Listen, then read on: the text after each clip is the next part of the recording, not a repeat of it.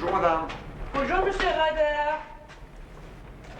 In the spring of 1925, I returned to Paris, to the friends I had found there and the habits I had formed. Merci, madame. I thought I should hear no more of Brideshead, but life has few separations as sharp as that. Rex. Where is he, Charles? I came by this morning. They told me where you usually lunch, but I couldn't find you. Have you got him? So he's given you the slip too, has he? We got here last night and we're going to go on to Zurich today. I left him at the lobby after dinner as he said he was tired. Then we ran to the Travelers for a game. And when you came back, you found he was gone? Not at all. I wish I had. No, he was waiting up for me. I had a run of luck at the Travelers. I cleaned up a packet. Sebastian pinched the lot while I was asleep. All he left me was 2 first-class tickets to Zurich stuck in the edge of the looking glass. It was close under 300 quid, blast him. So now he may be anywhere. Anyway.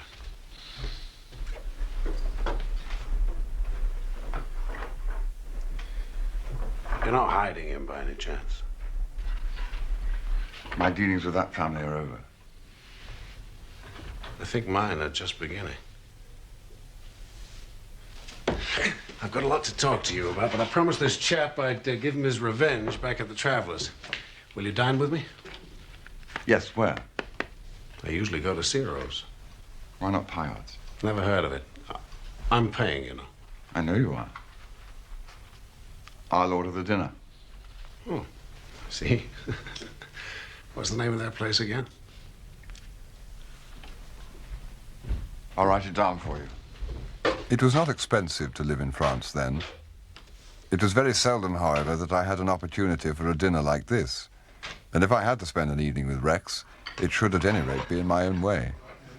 Did you stay long at Brideshead after I left? Was my name mentioned much? Was it mentioned? I got sick of the sound of it, old boy. The Marchioness got what she called a bad conscience about you. She piled it on pretty thick, I gather, at your last meeting. Callously wicked, wantonly cruel. Ouch. Hard words. Well, it doesn't matter what people call you, as long as they don't call you pigeon pie and eat you up. What? It's a saying. Oh. No, I like a bit of onion with my caviar. The chap who knew said it brought out the flavor. Try it without first. And tell me more news of myself. Well, Greenacre, whatever he was called, the snooty Don. Sam Grass. Yeah, he came a cropper. That was well received by all. He was the blue-eyed boy for a day or two after you left. He was always being pushed down our throats, so in the end, Julia couldn't bear it anymore and gave him away. That was the end of Sam Grass. I'll tell you a thing, Charles, the Ma Marchmain hasn't let on to anyone. She's a very sick woman. Might peg out at any minute. George Anstruther saw her in the autumn and put it at 2 years. What is this soup? It's sorrel. I thought you'd find it interesting after the caviar. Is that true? How do you know? It's the kind of thing I hear. With the way her family are going on at the moment, I wouldn't give her a year. I know just the man for her in Vienna. But she won't do anything about it. I suppose it has something to do with that crack-brain religion of hers, not to take the body seriously. You know, the food here isn't half bad. Someone ought to take this place up and make something out of it.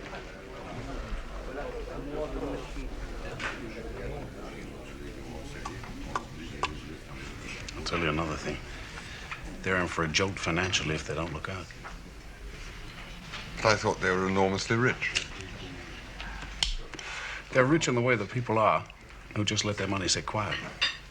Every one of that sort's a lot poorer than they were in 1914, and the flights don't seem to realize it.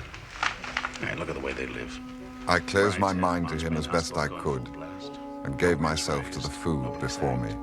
Dozens of old But servants. sentences came breaking in on my happiness, recalling me to the harsh, acquisitive world which Rex inhabited. Those were the kind of things he dealt with: mortal illness, debt, and greed. Julia's just rising 20. I don't want to wait till she's of age. But I don't want to marry her without doing the thing properly. Nothing hole in corner. I have to see she isn't junketed out of her proper settlement. His theme was My plain. husband doesn't like me. Well, she He wanted a woman, It's not her I want to he marry. wanted the best on the She hasn't got market, the guts to say, "You're no and he good." wanted her cheap.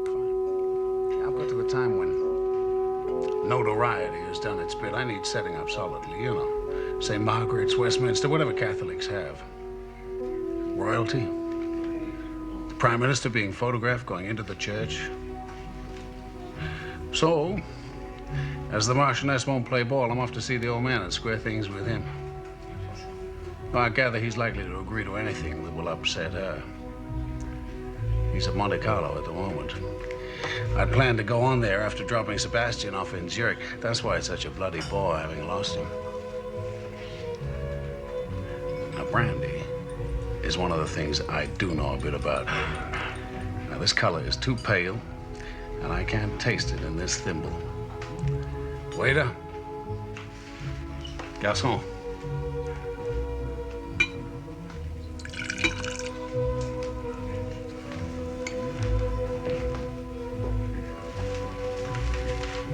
You sure you won't join me? No thanks, I'm quite happy with this. Well, it's a crime to drink it if you don't really appreciate it. The wedding was at the beginning of June. I saw the notice in the Continental Daily Mail and assumed that Rex had squared the old man. But things did not go as expected. No royalty was present, nor was the Prime Minister, nor were any of Julia's family. It sounded like a hole-in-the-corner affair, but it was not for several years that I heard the full story.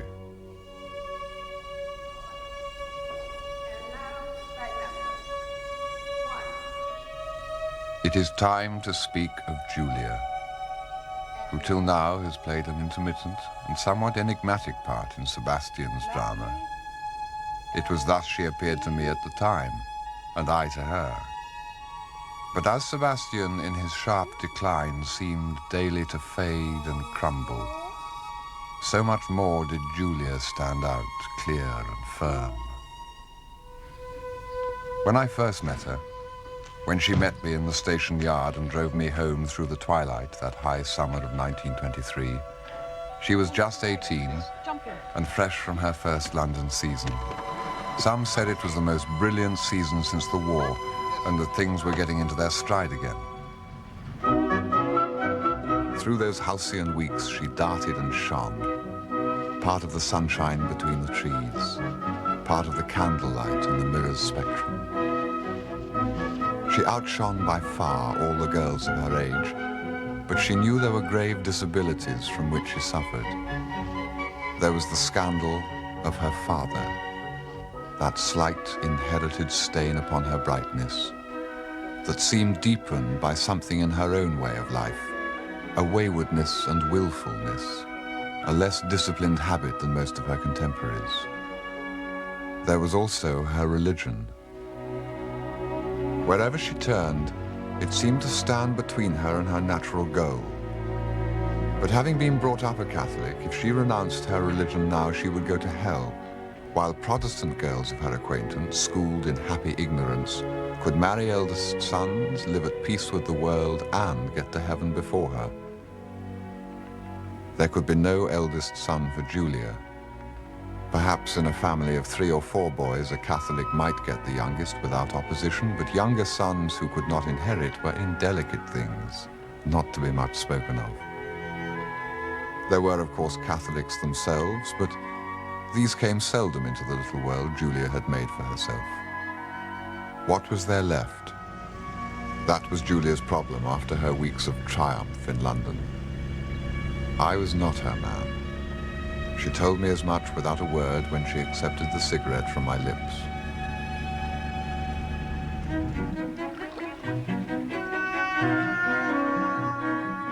When Julia left Sebastian and me alone for that first summer at Brideshead, she went to stay with an aunt, Lady Roscommon, in her villa at Cap Ferrat. There she pondered her problem. She knew it was not insurmountable. There must, she thought, be a number of people outside her own world who were well qualified to be drawn into it. The shame was that she must seek them. Rex Mottram and Brenda Champion were staying at the next villa on Cap Ferrat, taken that year by a newspaper magnate and frequented by politicians. Are you coming in? They would not normally have come within Lady Roscommon's ambit, but living so close, the parties mingled, and at once Rex began warily to pay his court.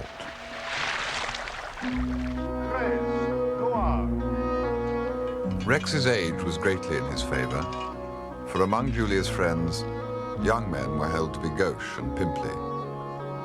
His seniors thought him a pushful young cad, but Julia recognized the unmistakable chic, the flavor of the Prince of Wales at the big table in the sporting club, the second magnum and the fourth cigar, of the chauffeur kept waiting hour after hour without compunction, which her friends would envy. His social position had an air of mystery, even of crime about it. People said Rex went about armed, and certainly the fact of his being Brenda Champion's property sharpened Julia's appetite. All that summer he had been feeling restless. Mrs. Champion had proved a dead end. It had all been intensely exciting at first, but now the bonds began to chafe. Rex demanded a wider horizon. He wanted to consolidate his gains. It was time he married. There was little Rex could do at Cap Ferrat except establish a friendship which could be widened later. He was never entirely alone with Julia, but he saw to it that she was included in most things they did. And that was enough to make Lady Roscommon write to Lady Marchmain, and Mrs. Champion move him sooner than they had planned to Antibes. But in the comparative freedom of London, Rex became abject to Julia. He planned his life about hers, going where he would meet her, ingratiating himself with those who could report well of him to her. He was always ready in the Hispano Suiza to drive her wherever she wanted to go, and all the time he never once made love to her.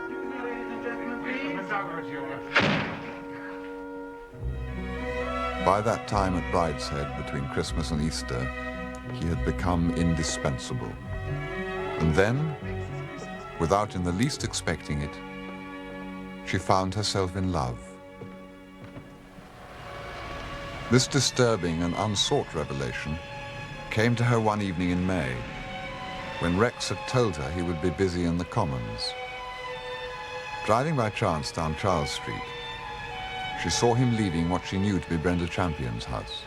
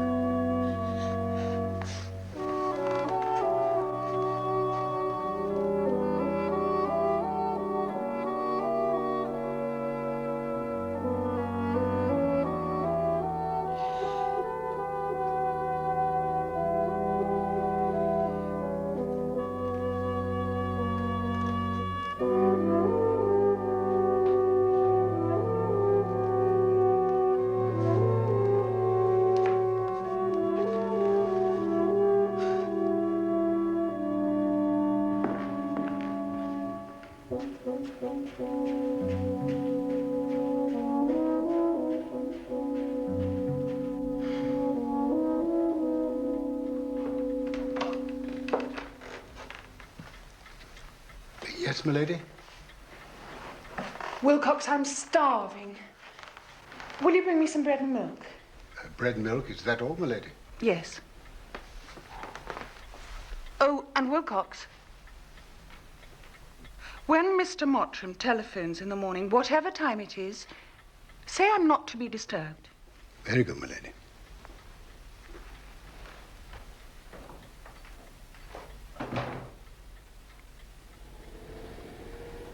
I'm shopping with her ladyship this afternoon, so will you tell Lady Roscommon I won't be there till tea time?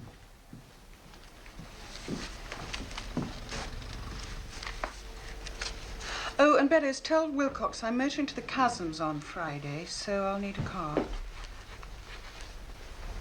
Did Mr. Mottram ring up by any chance? Oh, yes, my lady, 4 times. Shall I put him through when he rings up again? Yes. No. Tell him I'm out.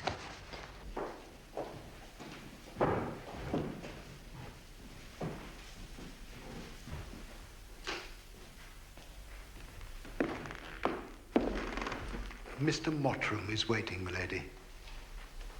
I showed him into the library. Oh, Mummy, I can't be bothered with him. Do tell him to go away. Thank you, Wilcox. It's not at all kind, Julia. I've often said he's not my favourite among your friends, but I have grown quite used to him, almost like him. You really cannot take people up and drop them just like that, particularly people like Mr. Mottram. Oh, Mummy, must I see him? There'll be a terrible scene if I do. Nonsense, Julia. You twist that poor man round your finger.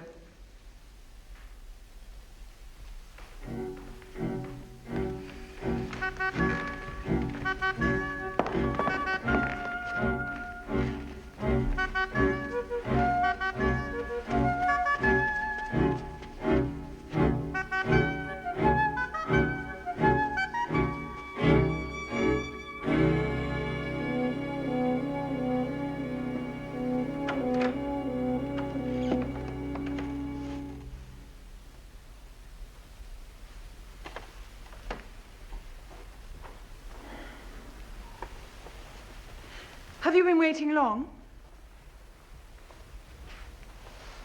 I had to have lunch with Mummy. She wanted me to go shopping with her.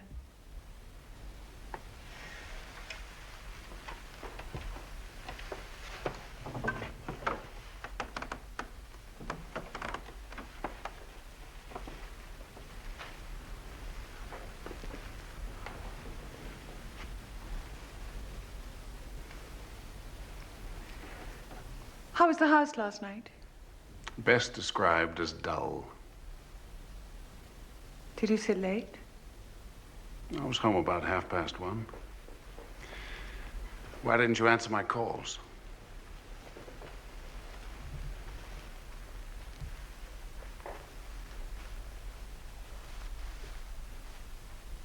What time did you get there?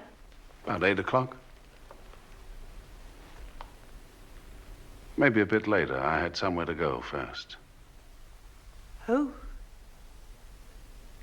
And where was that? Julia, it's finished. What is? You know very well.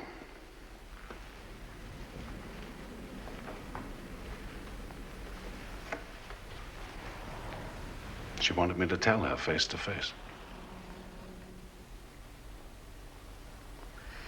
I don't give a damn about Brenda Champion. I don't give a damn if you see her. You can do just what you like. Can I?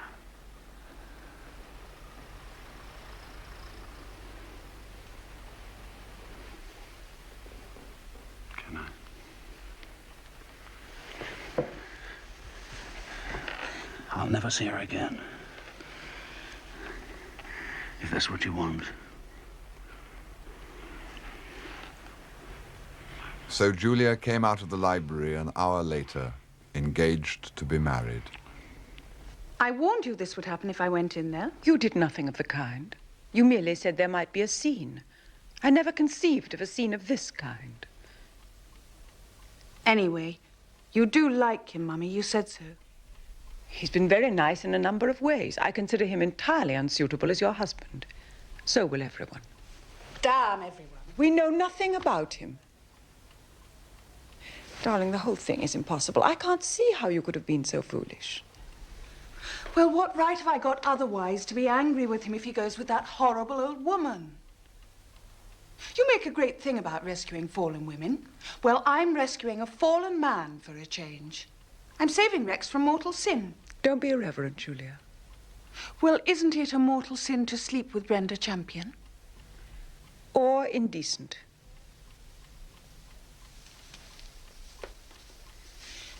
He's promised never to see her again.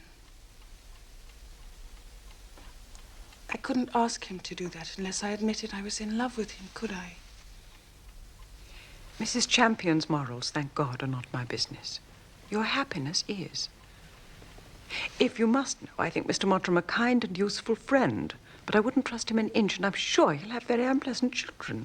They always revert. I've no doubt you'll regret the whole business in a few days.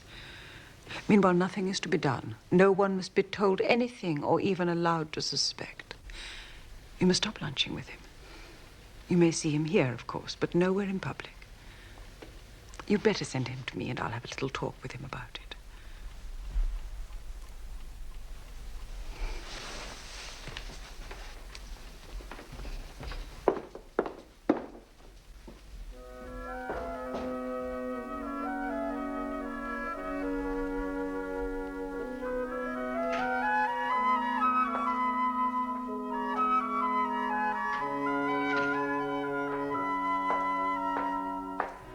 Thus began a year's secret engagement for Julia, a time of great stress. For Rex made love to her that afternoon for the first time, not as it had happened to her once or twice before with sentimental and uncertain boys, but with a passion that disclosed the corner of something like it in her. Their passion frightened her, and she came back from the confessional one day, determined to put an end to it.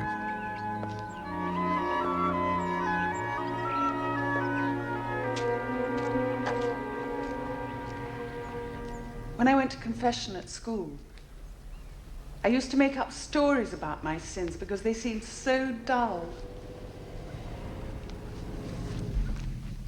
Once I was in there for an hour and a quarter. The rest of the class were kneeling outside, waiting their turn. Sister Goddard was furious. We all missed going swimming. But she couldn't ask me what I'd said. It's sacred, you see. Today it only took 5 minutes. And what did they give you? 3 Hail Marys. And a clean slate?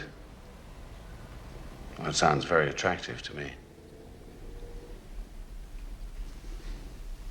It's not really clean, though.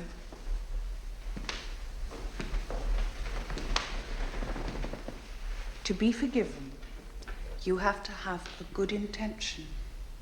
Julia, you always have the best intentions. That's the point, Rex. It can't go on like this. Otherwise, I must stop seeing you. I have no desire to make you unhappy. I know that. I don't want to be unhappy. Can't help it. Neither can I.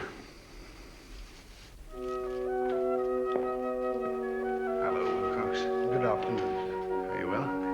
Very well, thank you, sir. For 6 weeks they remained at arm's length, kissing when they met and parted, sitting meantime at a distance, talking of what they would do and where they would live, and of Rex's chances of an undersecretaryship. Julia was content, deep in love, living in the future. Then, just before the end of the session, she learned that Rex had been staying the weekend with a stockbroker at Sunningdale, and that Mrs. Champion had been there too. How was the constituency? How do you mean? The weekend. You said you had a meeting at your constituency. Oh, as a matter of fact, the plans were changed. I got trapped into a weekend with Teddy Barons down in Sunningdale. Bankers and stockbrokers, Julia. Not your style. You'd have hated it.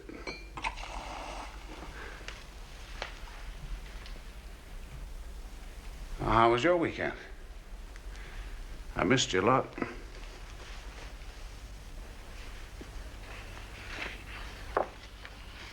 Did Brenda Champion hate her weekend, too? I don't know. I barely spoke with her. It was quite a crowd. Teddy had a house full. I see.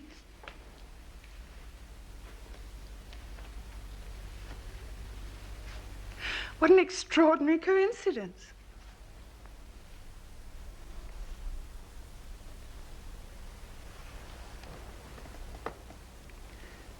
You must have been pleasantly surprised. No. No, I was surprised to find her there. I had no idea that she knew Teddy that well. Rex, please don't lie to me. Julia, sometimes I find you very hard to understand.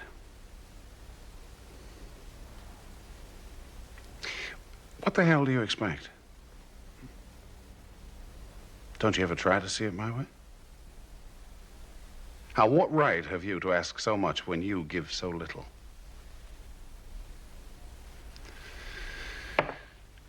I'll telephone you later.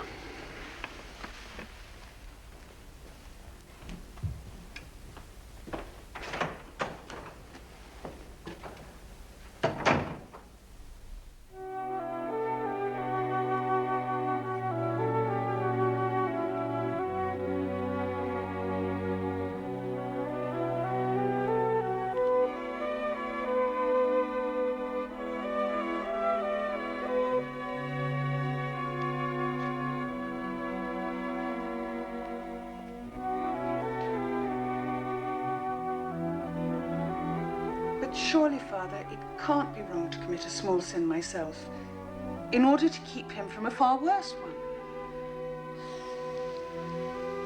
The church would regard, Lady Julia, that you would have committed a mortal sin, not a small one, a mortal sin. And that the behavior of the gentleman in other circumstances would in no way alter or lessen your degree of sin. I would like to be able to say what you would like to hear, but I cannot. It's my duty to tell you the church's view and to remind you that our Lord understands your tribulations and loves you all the more for striving against them.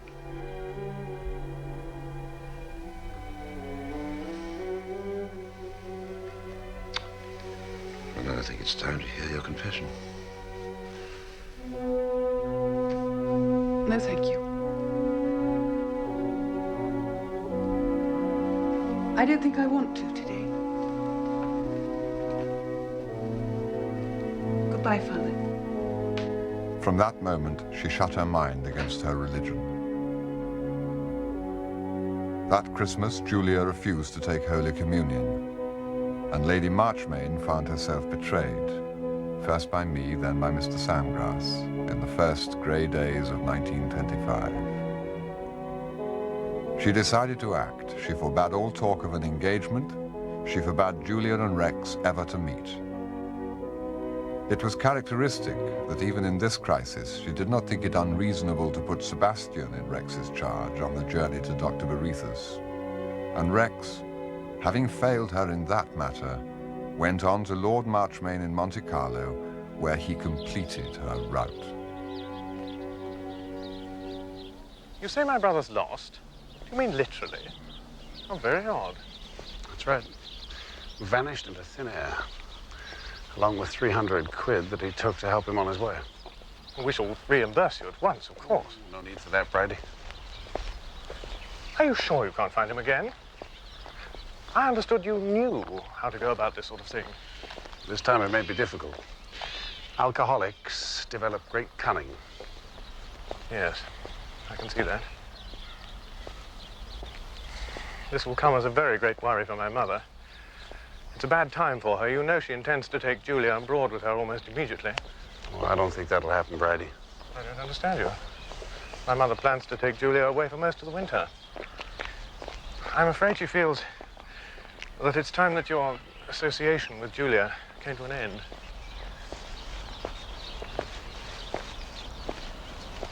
Julia and I are getting married. Well, I don't think that's possible. It's hardly likely that my mother would change her views. Brady, I've talked with your father. I saw him in Monte Carlo. And I have his written consent.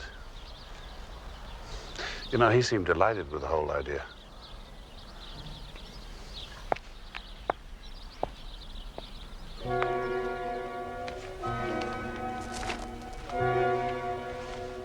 Rex gave himself to the preparations with gusto. He bought her a ring, not as she expected from a tray at Cartier, but in a back room in Hatton Garden, from a man who brought the stones out of a safe in little bags and displayed them on a writing desk. She was daily surprised by the things Rex knew and the things he did not know. Both at the time added to his attraction.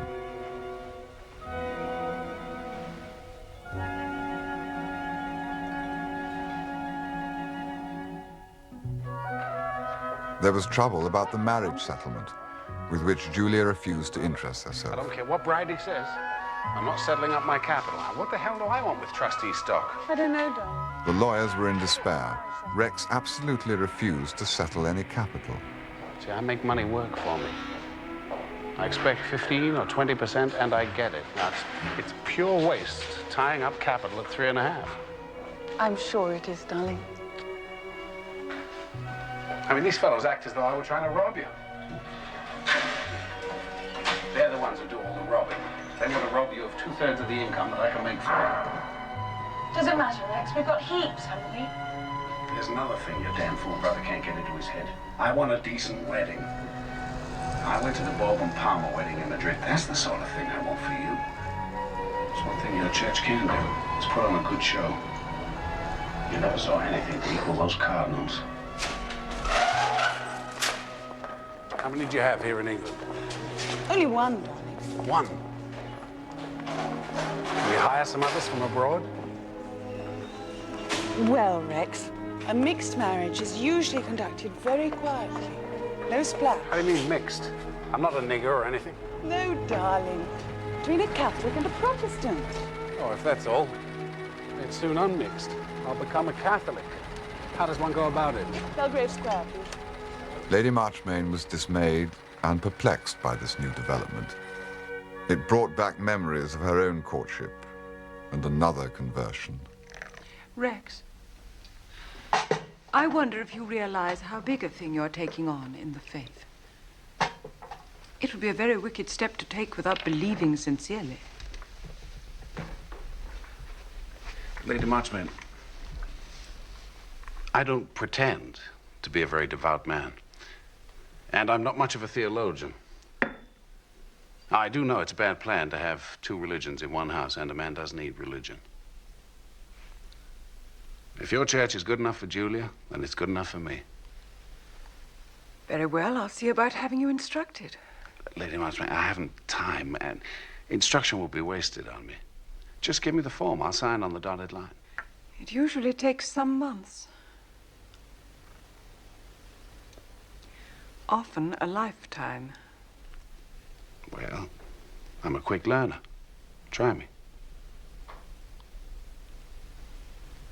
So Rex was sent to Farm Street, to Father Mowbray, a priest renowned for his triumphs with obdurate catechumens. Of course, you'll know in a general way what is meant by prayer and the power of prayer. Now, I'd like you to tell me what you yourself mean by prayer. Well, I don't mean anything. You tell me. Well, through prayer, every man, be he the most humble or the most exalted, is able to feel some sort of communion with God the Father, to ask his forgiveness and to beg for his mercy. Right. Well, so much for prayer. Now, what's the next thing? Well, Would you say our Lord had more than one nature? Just as many as you say, Father. Yeah. Try another question. Supposing the Pope looked up and saw a cloud and said it's going to rain. Would that be bound to happen? Oh, yes, Father. Supposing it didn't. Supposing there was no rain.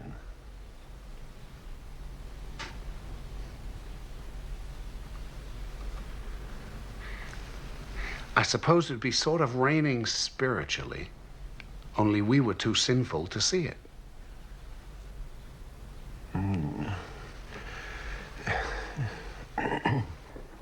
He's the most difficult convert I've ever met. Dear, I thought he was going to make it so easy. I can't get anywhere near him. He doesn't seem to have the least intellectual curiosity or natural piety. In fact, he doesn't even correspond to any degree of paganism known to the missionaries. Julia, are you sure Rex isn't doing this thing purely with the idea of pleasing us? I don't think it enters his head. He's really sincere in his conversion. He's absolutely determined to become a Catholic, Mummy. Our Father, which art in heaven, hallowed be thy name. Thy kingdom come, thy will be done on earth as it is in heaven. Give us this day our daily bread, and forgive us our trespasses as we forgive those that trespass against us. Lead us not into temptation, and deliver us from evil. Amen. Hail Mary, full of grace, the Lord is with thee. And blessed art thou among women, and blessed is the fruit of thy womb, Jesus. Holy Mary, Mother of God, pray for us sinners, now and in the hour of our death. Amen. Would you tell me now, Mr. Moultrie, who it is who merits heaven? Whosoever is good merits heaven. That is, whosoever loves and serves God faithfully and dies in his grace. Good. And what do the wicked who serve not God and die in mortal sin deserve? The wicked who serve not God and die in mortal sin deserve hell. Ah, that's really quite encouraging. Well, we'll continue next time. But before you go, Mr. Moultrie, is there anything particular troubling you? Look, Father, I don't think you're being straight with me. I want to join your church, and I'm going to join your church, but you're holding too much back. What do you mean, holding too much back? Now, I've had a long talk with a Catholic, a very pious and a well-educated one, and I've learned a thing or two. For instance, you have to sleep with your feet pointing east because that's the direction of heaven, so if you die in the night, you can walk there. Now, I'll sleep with my feet pointing any way that suits Julia, but you expect a grown man to believe about walking to heaven? And what about the Pope who made one of his horses a cardinal? And what about the box you have in the church porch, where if you put a pound note with somebody's name on it, they get sent to hell? Mr. Moultrie, No. I'm not saying there may be a good reason for all this, but you ought to tell me about it. Now let me go and find out for myself. But who can he have been talking to? Did he dream it all? Cordelia, what's the matter? What a chump! What a glorious chump! Cordelia, it was you. Oh, Mummy, who would have believed that he would have swallowed it? I told him such a lot besides. About sacred monkeys in the Vatican. And all kinds of things. Well, you've very considerably increased my work. Poor Rex. You know, I think it makes him rather lovable. We must treat him like an idiot child, Father Mowbray.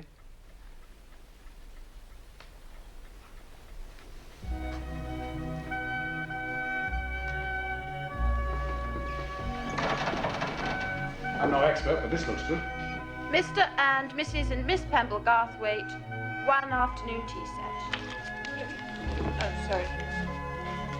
Buntings, 30 bob, I should think. It's jolly mean. Another tea set from the cousins. Cordelia, please don't mix the cards up. We're trying to make a list. Just looking. There's going to be enough agony thanking people as it is. In the end, Rex's instruction was continued, and Father Mowbray consented to receive him into the church just before his wedding. It's been changed. Thus things stood. The cards had gone out and presents were coming in fast. Then came what Julia called Bridie's bombshell. Chinky vases from Aunt Betty. Your replies. Aren't they hideous? They were on the stairs at Buckbourne. I'm sure Rex will like it.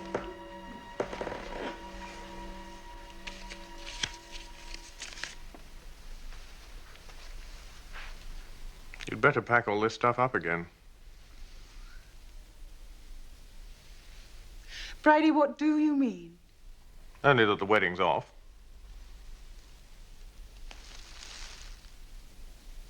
Bridie.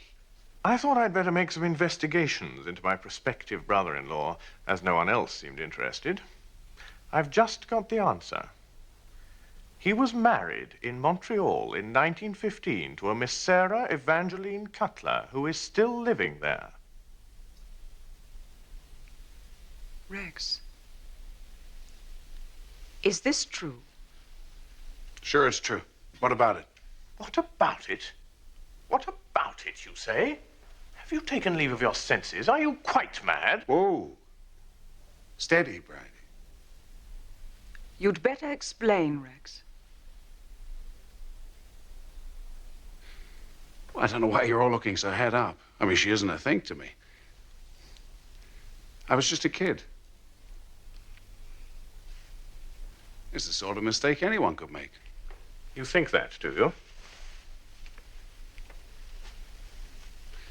We got our divorce back in 1919. Look, for God's sakes, what's all the rumpus? You might have told me. You never asked. Honestly, I haven't given her a thought in years. But don't you realize, you poor sweet oaf, you can't be married as a Catholic when you've got a wife still living? But I haven't. Didn't I just tell you I was divorced 6 years ago? But you can't be divorced as a Catholic. I wasn't a Catholic, and I was divorced. Now, I've got the papers somewhere. But didn't Father Mowbray explain to you about marriage? Why, he said I wasn't to be divorced from you. Well, I don't want to be. I can't remember all Father Mowbray told me. Sacred monkeys and plenary indulgences and the 4 last things. If I remembered all he told me, I shouldn't have time for anything else. Now, how about your Italian cousin, Francesca? She married twice. She had an annulment. All right, then. Then I'll get an annulment. Now, what does it cost and who do I get it from? Well, does Father Mowbray have one? Look, I only want to do what's right. Nobody told me. Well, what do you want me to do? Don't tell me there isn't someone who can fix this. There's nothing that can be done, Rex. It simply means your marriage cannot now take place.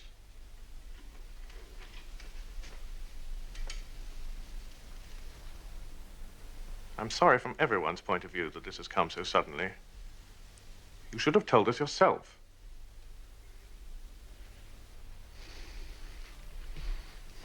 Look, maybe what you say is right. Maybe, strictly by law, I shouldn't be married in your cathedral. But the cathedral is booked, and no one there is asking any questions. Now, the Cardinal and Father Mowbray don't know about it. Nobody except us knows a thing. Well, why make trouble? Now, why not just stay mum and let the thing go through? Who loses anything by that? Well, maybe I risk going to hell. Well, I'll risk it. But what's it got to do with anyone else? Why not? I don't believe these priests know everything. I don't believe in hell for things like that. I don't know that I believe in it for anything. Anyway, that's our lookout. We're not asking you to risk your souls. Just keep away. Julia, I hate you.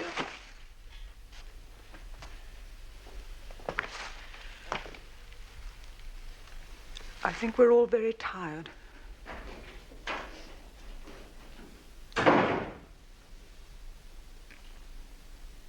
We should talk.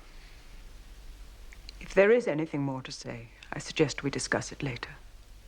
There's nothing to discuss, except what's the least offensive way we can close the whole incident. Mother and I will decide that. We must put a notice in the Times and the Morning Post. The presents will have to go back. I don't know what is usual about the bridesmaids' dresses. Do you, Julia? Oh, shut up, Bridie. Just a moment, just a moment. Maybe what you say is right. Maybe you can stop us marrying in your cathedral. All right. To hell, we'll be married in the Protestant church. I can stop that, too. But I don't think you will, Mummy.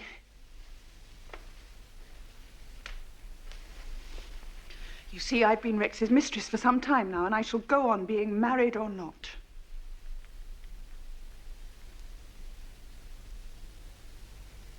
Is this true? No, damn it, it's not. But I wish it were. I see. I can't go on any longer just now. We must discuss this later.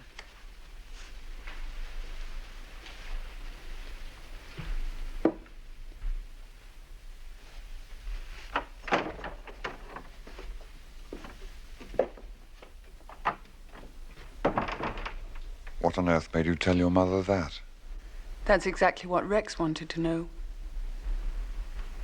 I meant I was much too deep with Rex just to be able to say, the marriage arranged will not now take place, and leave it at that. I wanted to be made an honest woman.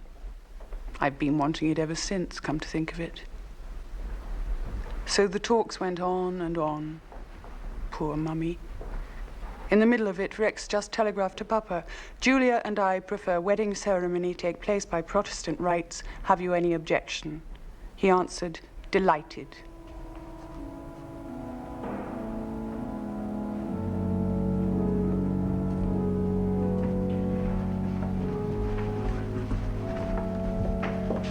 Oh, Charles, what a squalid wedding.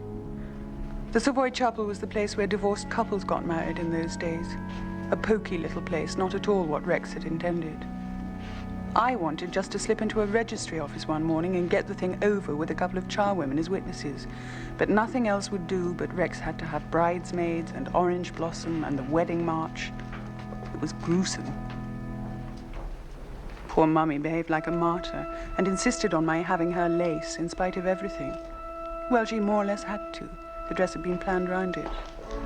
My own friends came, of course, and the curious accomplices Rex called his friends. The rest of the party were very oddly assorted. None of Mummy's family came, of course. One or two of Papa's. All the stuffy people stayed away. You know, the Anchorages and Chasms and Vanbrughs. And I thought, thank God for that. They always looked down their noses at me anyhow. But Rex was furious because it was just them he wanted, apparently. Poor Cordelia took it hardest. At first, she wouldn't speak to me.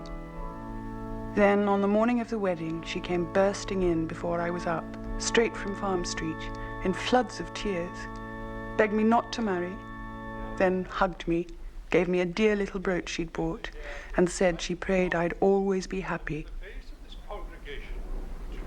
Always happy, Charles. So, you see, things never looked like going right. There was a hoodoo on us from the start. But I was still nuts about Rex.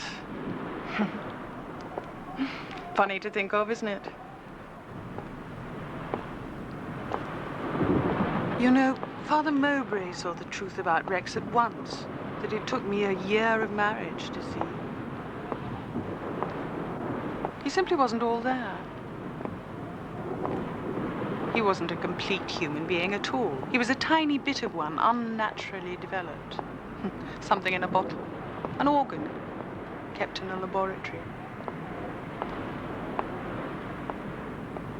I thought he was a sort of primitive savage, but he was something absolutely modern and up to date that only this ghastly age could produce.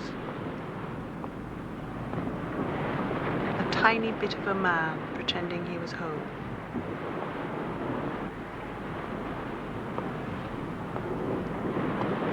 Well, it's all over now.